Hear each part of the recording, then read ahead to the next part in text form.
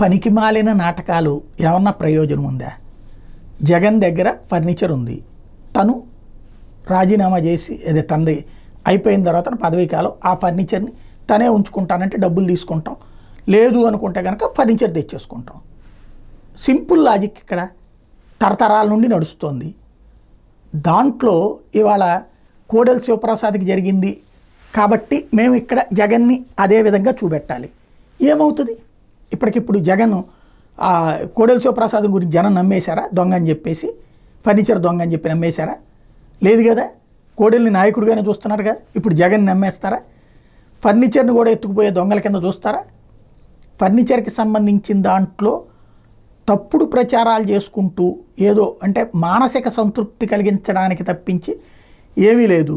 ఈ డ్రామాలు ఎంతకాలం నడుపుతారు? 5 ఏళ్ళు నడుపుతూనే ఉంటారా? టైం వేస్ట్ తప్పించి ఏమైనా ప్రయోజనం ఉందా?